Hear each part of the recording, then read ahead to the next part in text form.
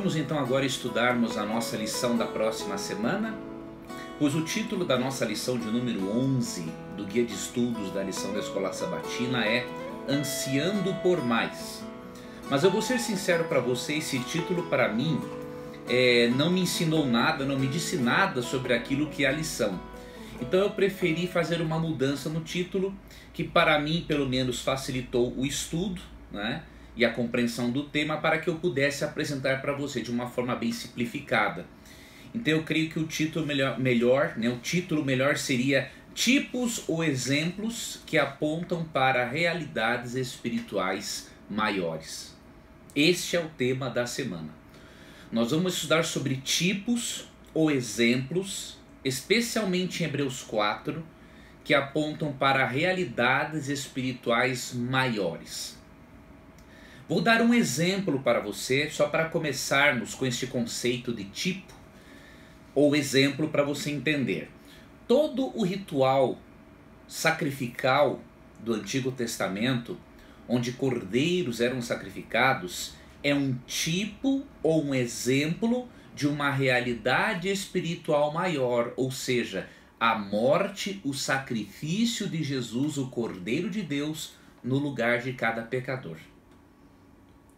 Então, deixando este conceito claro para você, agora nós podemos seguir na lição, analisando alguns tipos ou exemplos bíblicos que apontam para realidades maiores.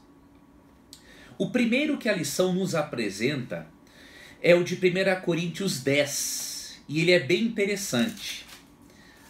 Vou ler para você 1 Coríntios 10, eu não vou ler do verso 1 ao 11, né? Mas você pode fazer e deve fazer isso na sua Bíblia, mas vou ler para você aqui 1 Coríntios 10, do verso 1 até mais ou menos o verso 5, para você ver que tipo de exemplo nós encontramos aqui, ou tipo que aponta para uma realidade espiritual maior, tá?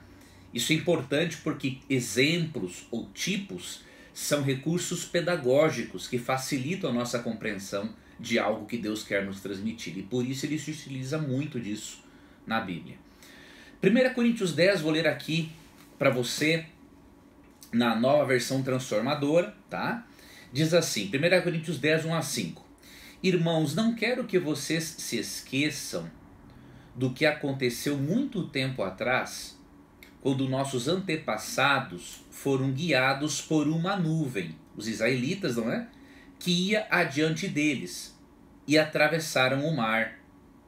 Na nuvem e no mar, todos foram batizados como seguidores de Moisés. Olha que interessante isso aqui. Todos comeram do mesmo alimento espiritual e todos beberam da mesma água espiritual, pois beberam da rocha espiritual que os acompanhava, e essa rocha era Cristo. Vou ler até o verso 4. Aqui no capítulo 10 de 1 Coríntios, o propósito de Paulo é extrair lições sobre a idolatria do povo de Israel, para que a igreja não cometesse a mesma coisa. Mas eu quero mostrar para você nesses primeiros versos os tipos e exemplos de realidades espirituais maiores. Primeiro tipo ou exemplo é a travessia deles, não é? Pelo mar vermelho e cobertos, protegidos por uma nuvem. Essa experiência, de acordo com o próprio texto, diz o verso 2, na nuvem e no mar, todos foram batizados como seguidores de Moisés. Então a travessia deles no Mar Vermelho, não é? Protegidos pela nuvem também, é um tipo ou um exemplo do batismo individual do qual cada crente deve fazer parte em nossos dias.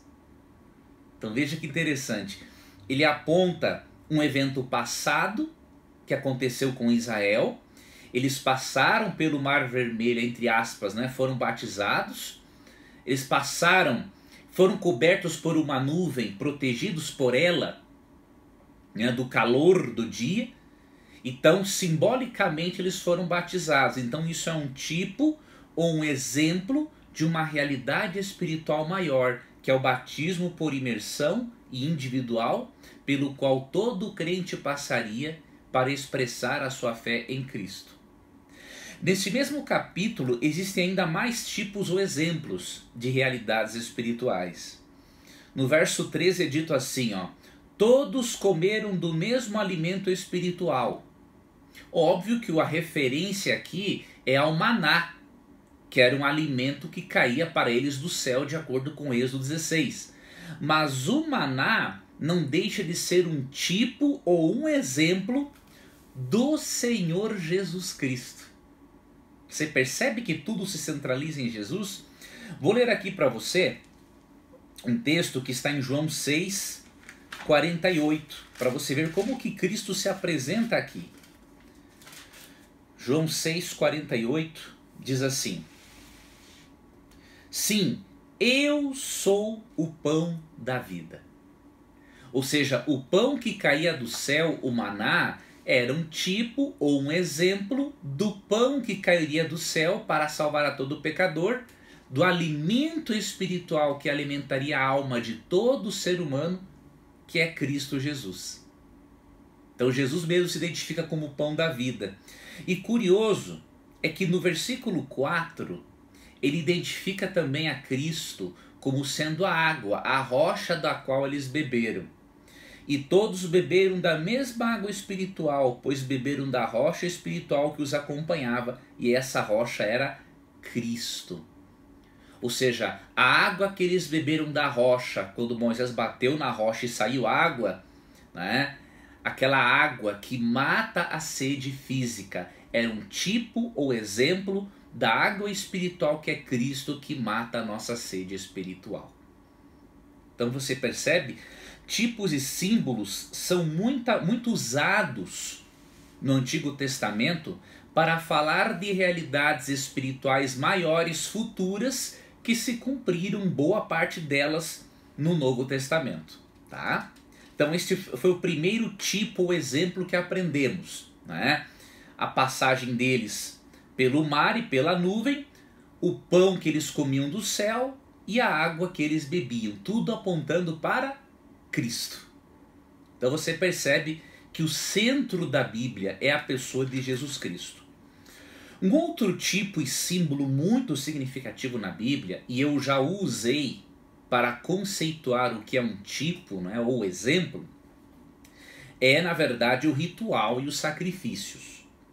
Mas eu quero demonstrar de forma mais clara para você como isso tipifica ou exemplifica a vida de Cristo, o ministério de Cristo na cruz do Calvário, a morte de Cristo na cruz do Calvário e o seu ministério no santuário celestial. Vamos ler aqui, primeiramente, Levítico, capítulo 4. Vamos ler do verso 32 até o versículo 35. Levítico 4, 32 a 35. Se alguém trouxer uma ovelha como oferta pelo pecado, deverá ser sem defeito. Lembra-se de Hebreus 7, 26? Nos convinha um sumo sacerdote como este, santo, inculpável, sem mácula, sem defeito. Tá? Então, o sacrifício perfeito, sem defeito físico, representava o perfeito Jesus Cristo oferecido na cruz do Calvário em nosso lugar. Se alguém trouxer uma ovelha como oferta pelo pecado, deverá ser sem defeito. A pessoa colocará a mão sobre a cabeça da oferta pelo pecado e o matará no mesmo lugar onde são mortos os animais para os holocaustos. O sacerdote molhará o dedo no sangue da oferta pelo pecado e o colocará nas pontas do altar do holocausto. O restante do sangue ele derramará na base do altar. Em seguida removerá toda a gordura da ovelha, como se faz com a gordura de cordeiro, apresentado como oferta de paz, e a queimará no altar como oferta especial apresentada ao Senhor. Desse modo, o sacerdote fará expiação pela pessoa e ela será perdoada. Como que o povo de Israel, como que o israelita aprendia sobre a salvação pela graça? Sobre a expiação, sobre a justificação pela fé? Através do ritual de sacrifícios. Ele levava até o sacerdote como oferta pelo pecado uma ovelha ou um cordeiro sem defeito, para representar o perfeito sacrifício de Jesus. Ele colocava a mão sobre este animal e confessava os seus pecados. Em seguida, ele mesmo sacrificava o animal, porque ele estava compreendendo que alguém deveria morrer para ele viver, sendo ele pecador. E o sacerdote pegava um pouco desse sangue e colocava nas bases do altar, nos cantos, onde tinham os chifres, né? Representando a transmissão do pecado do pecador e da vítima ali para o santuário. E depois o restante do sangue era derramado na base do altar. E você percebe que eles compreenderam que quando uma vítima morria, era a oportunidade que eles tinham de sobreviver sendo pecadores. E nós podemos ver que eles tiveram essa compreensão porque Deus explicou isso para eles em Levítico 17, versículo 11. Preste atenção aqui, ó. Pois a vida do corpo está no sangue. Eu lhes dei o sangue no altar, ou a vida, não é? Para fazer expiação por vocês. É o sangue oferecido que faz a expiação em lugar de uma vida. Então o sangue oferecido do cordeiro fazia expiação, ou seja, expiava, limpava a pessoa do seu pecado. Era uma vida sendo dada em lugar de outra vida. Então esse sistema ritual e sacrificial, ele também é um tipo ou exemplo de uma realidade espiritual maior. E qual é essa realidade espiritual maior? Isso já ficou claro para você, mas eu quero deixar 2 textos bíblicos para que fique ainda mais claro. O primeiro deles, João capítulo 1, versículo 29. Quando Jesus Cristo vinha se aproximando de João Batista, olha o que João Batista disse a respeito de Jesus. No dia seguinte, João viu Jesus caminhando em sua direção e disse: Vejam, é o Cordeiro de Deus que tira o pecado do mundo. Você percebe a vítima sacrificial, a vida que era dada no lugar do pecador que confessava o seu pecado sobre a vítima, ela era um tipo ou exemplo do Cristo, o Cordeiro de Deus, que tiraria o pecado do mundo através da sua morte substituinte na cruz do Calvário. Outro texto que nos esclarece também a respeito é 1 Pedro 1, eu creio que é 1 Pedro 1, 18 a 20, que também é um texto importante para compreendermos o que é tipologia na Bíblia, ou exemplos, não é? Pois você sabe que o resgate para salvá-los do estilo de vida vazio que herdaram de seus antepassados não foi pago com simples ouro ou prata, que perdem seu valor, mas com o sangue precioso de Cristo, o Cordeiro de Deus, sem pecado nem mancha. Lembra-se do Cordeiro perfeito? Ele foi escolhido antes da criação do mundo, mas agora, nesses últimos tempos, foi revelado por causa de vocês. Então, aqui é dito por Pedro que nós não fomos resgatados dos nossos pecados, do nosso estilo de vida vazio, por meio de prata e ouro. Nós somos resgatados pelo sangue precioso de Cristo, derramado como sangue de cordeiro, sem defeito, diz o texto. Porém, isso foi revelado nos últimos tempos, porque era uma revelação que dizia respeito, obviamente, a nós. Então você percebe, o ritual e os sacrifícios do antigo santuário são tipos ou exemplos de uma realidade espiritual maior. A morte de Cristo na cruz do Calvário e também o seu ministério no santuário celestial, porque a figura do sacerdote e a figura do sumo sacerdote também apontavam para Cristo no santuário celestial, como diz Hebreus capítulo 8, versos 1 e 2. Tudo bem? Vamos ver agora na próxima parte da lição, que seria terça, quarta e quinta, será um estudo só, porque o texto aqui, o tema aqui é Hebreus 4, né? Hebreus 4 também apresenta um tipo ou um símbolo de uma realidade espiritual maior. E aí nós finalizaremos o nosso estudo com Hebreus 4 para vermos que tipo ou símbolo ou exemplo de uma realidade espiritual maior este capítulo aqui nos apresenta. Ok? Em primeiro lugar, nós temos que entender que, de acordo com Hebreus 4, existe uma relação muito grande entre fé e descanso. E por que essa relação é importante? Porque o tema em Hebreus 4 é o descanso em Deus, é o descanso em Cristo pela fé. Este é o tema em Hebreus 4. E aí Hebreus 4:3 diz assim para nós: pois nós, os que cremos, entramos em seu descanso. Quanto aos demais, Deus disse: assim jurei na minha ira, jamais entrarão no meu descanso. Então no verso 3, no início, o autor de Hebreus diz: pois nós, os que cremos, ou seja, fé, quem crê e tem fé, entramos em seu descanso. Então é interessante, Hebreus 4:3, ele relaciona o descanso com a fé. E que tipo de descanso é esse em Hebreus 4? Existem dois erros em relação a esse texto.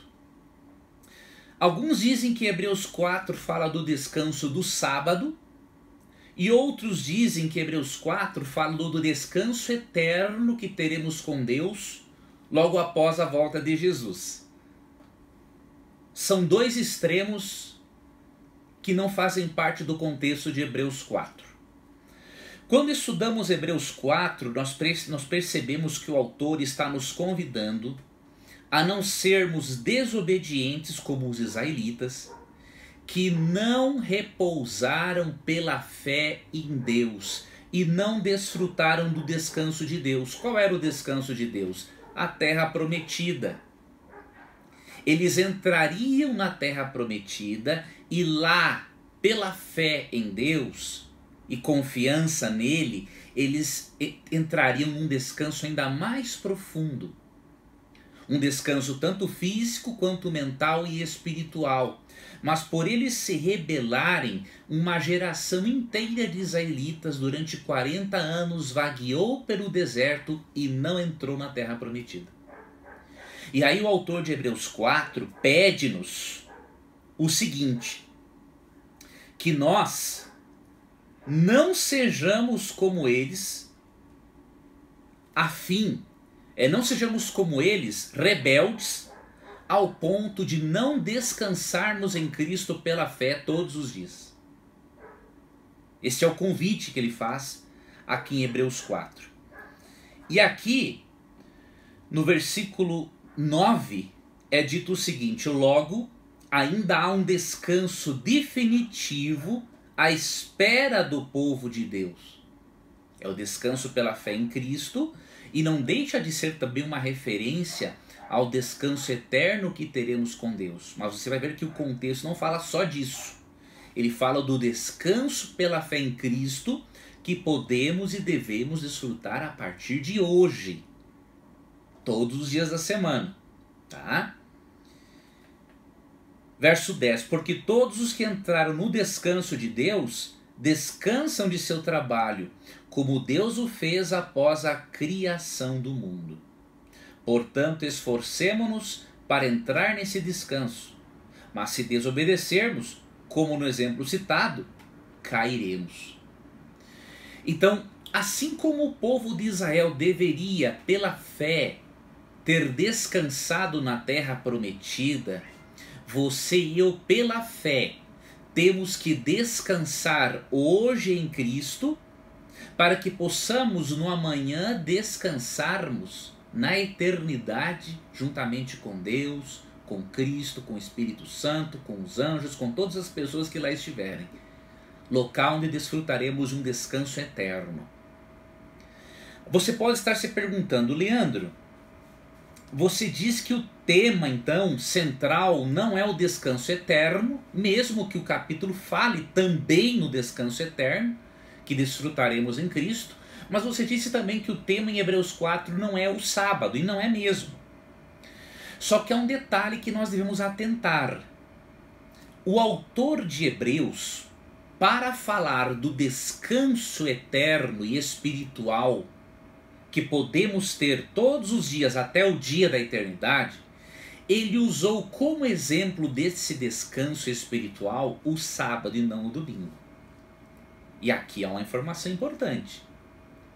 Se o domingo fosse o dia de guarda, seria muito mais pedagógico o autor de Hebreus usar o domingo como um tipo ou um exemplo do descanso espiritual que encontramos em Cristo hoje e do descanso eterno que encontraremos em Cristo na eternidade.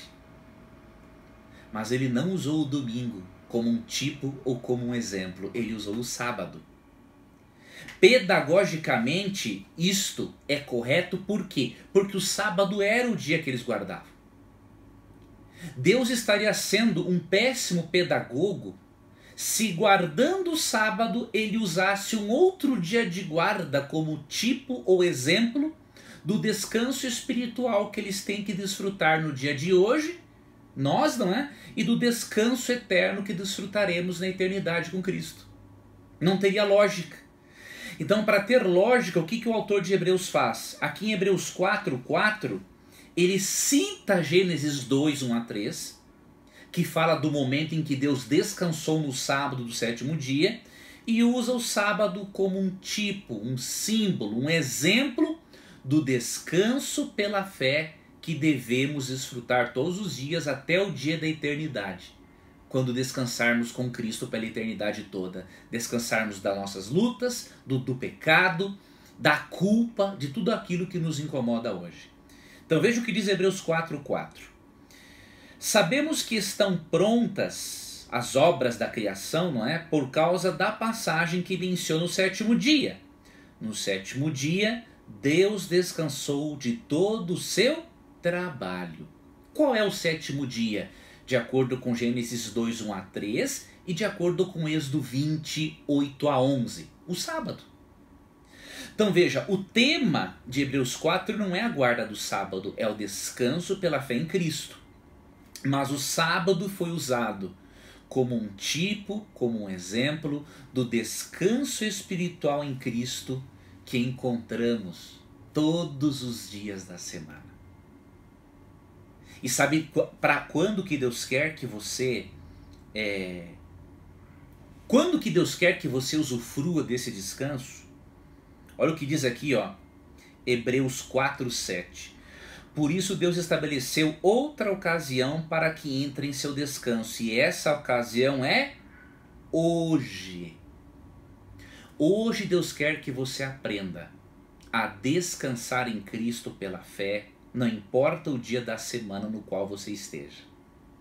Mas uma observação: o fato de o sábado ser um símbolo, um tipo, um exemplo do descanso espiritual que encontramos em Cristo todos os dias, não anula a importância do quarto mandamento.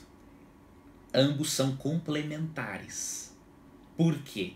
Diferente dos sacrifícios que passaram a existir após o pecado e que encontraram a sua função em Cristo e que, portanto, não precisamos praticá-los mais, o sábado foi dado no mundo sem pecado.